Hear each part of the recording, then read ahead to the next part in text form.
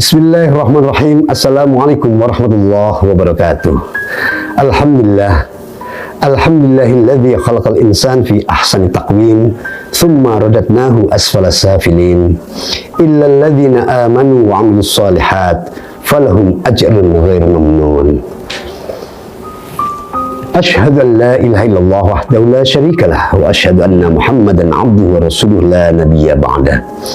Allahumma salli ala sayyidina Muhammad wa ala alihi wa sahbihi ajma'in, amma ba'd. Qala Allah ta'ala fil Qur'anil Karim, fawailul lil musallin alladzina hum an salatihim sahun. Wa qala Rasul Karim, inna awwala ma yuhasabu bihil 'abdu yaumal qiyamah as-shalah. Fa in saluhat saluha sa'iru amalihi wa in fasadat fasada sa'iru amalihi. Sadaqallahul azim wa sadaqar Rasul Karim, innahu huwa asdaqul qailin.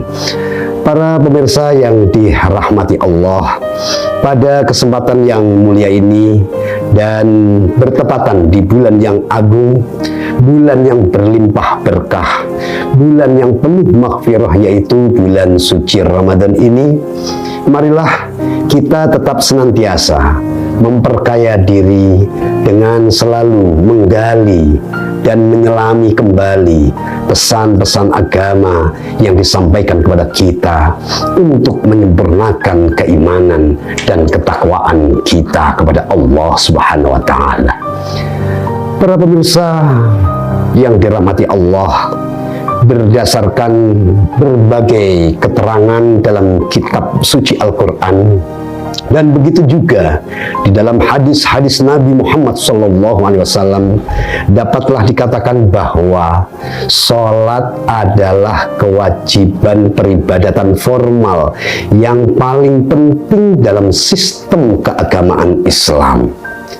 Banyak sekali ayat-ayat Al-Quran yang memuat perintah agar kita menegakkan sholat, iqamatus sholat, yakni menjalankannya dengan penuh kesungguhan dan menggambarkan bahwa kebahagiaan kaum beriman adalah pertama-tama karena sholatnya yang dilakukan dengan penuh kesungguhan. Sebuah hadis Nabi besar Muhammad SAW bahkan menegaskan, mengatakan yang pertama kali akan diperhitungkan tentang seorang hamba pada hari kiamat nanti, yaitu mengenai sholatnya. Jika sholat seorang hamba itu baik, maka baik pula lah seluruh amal perbuatannya. Jika sholat seseorang itu rusak, maka rusak pula lah seluruh amal perbuatannya. Inna awwala ma yuhasabu bihil 'abdu yaumal qiyamah as-shalah. Fa in saluhat saluha sa'iru amalih wa in fasadat fasada sa'iru amalih. Oleh sebab itu, maka sudah sepantasnya lah bagi kita untuk memahami dan menyelami makna sholat itu sendiri dengan sebaik mungkin. Seperti yang Al-Fakir sampaikan pada awal ayat Al-Quran yang menggambarkan tentang itu semuanya. Fawailul lil musallin alladzina hum an salatihim sahun. Celakalah, sungguh amat celaka bagi orang-orang yang sholat, yaitu bagi orang-orang yang melalaikan sholatnya. Dalam ayat ini dengan tegas, bagaimana mungkin orang-orang yang sholat justru disumpahi oleh Allah, padahal sholat adalah perintahnya sendiri. Tentu hal ini ada sebabnya, yaitu mereka lupa atau lalai pada sholatnya. Lupa sholat dalam ayat ini tentu tidak sekedar dimaknai lupa seperti kita sedang bekerja di siang hari, kemudian tiba-tiba sudah datang waktu asar, dan kita belum melaksanakan sholat karena lupa betul-betul tanpa kita sengaja, betul-betul di luar kesadaran kita. Lupa yang semacam ini justru dimaafkan oleh Allah. Saya kira semua ahli fikih berpendapat demikian. Maka dari itu kita diajari oleh Allah agar selalu berdoa, Rabbana la tu'akhidna in nasina aw akhtana. Ya Allah, ya Tuhan, janganlah kami ini disiksa hanya lebih dikarenakan kami ini lupa atau alfa. Jadi alladzina hum an sholatihim sahun, mereka yang lupa terhadap sholatnya itu bukan mereka yang lupa melaksanakan sholat, akan tetapi mereka yang mengerjakan sholat namun melupakan makna dan intisari dari sholatnya itu sendiri.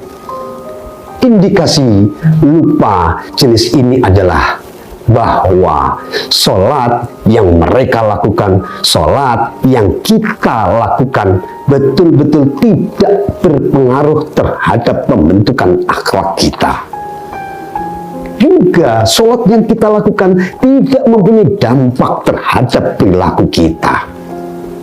Sholat yang kita lakukan sungguh tidak berdampak dalam kehidupan kita. Maka sholat yang kita lakukan selama ini berarti tidak mempunyai nilai apa-apa karena tidak berdampak terhadap kehidupan kita.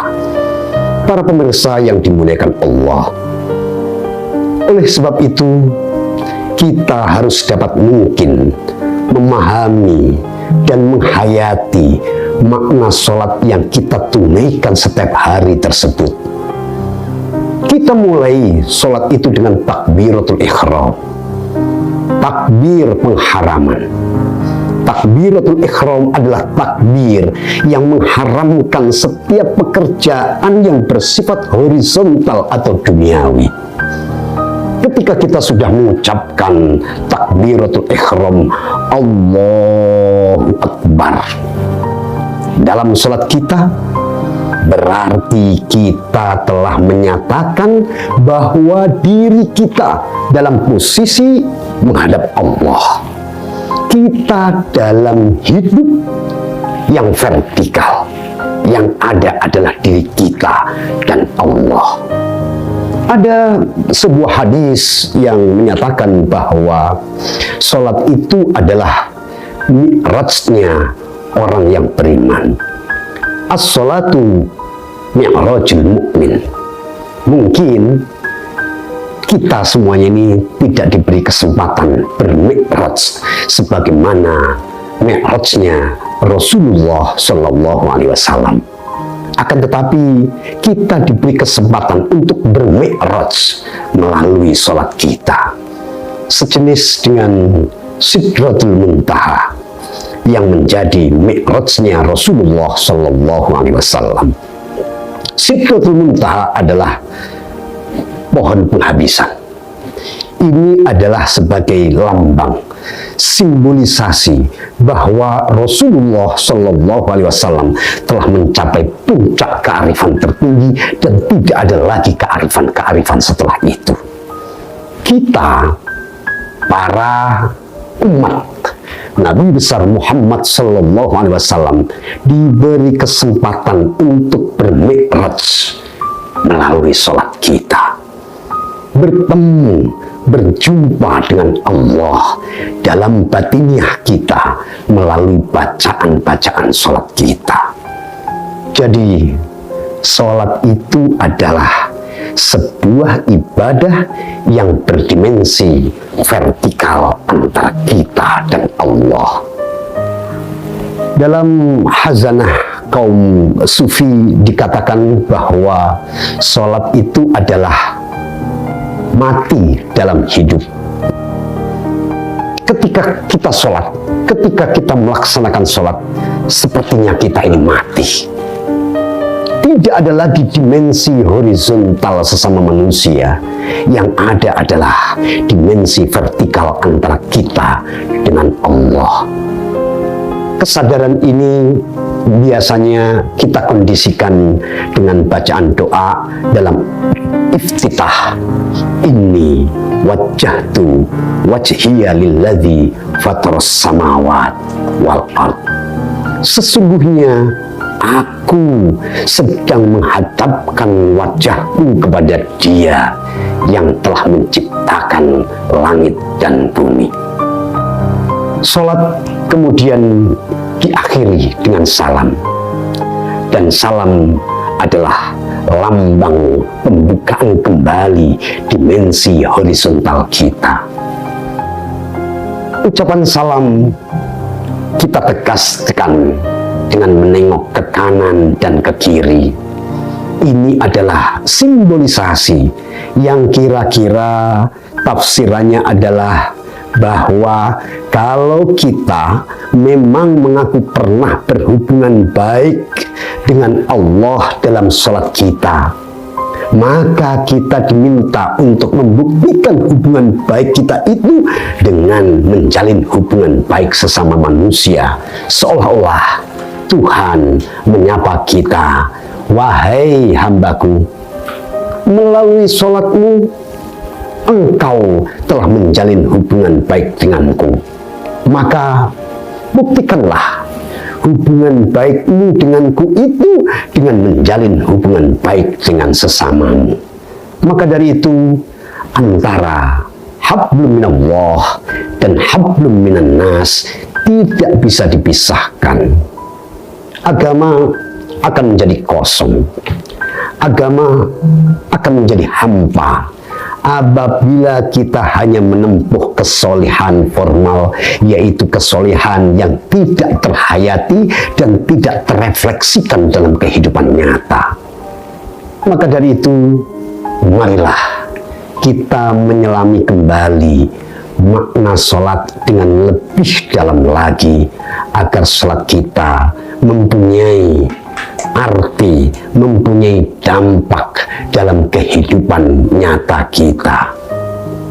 Sholat yang kita lakukan tentu semestinya harus mempunyai dampak terhadap lingkungan sosial kita.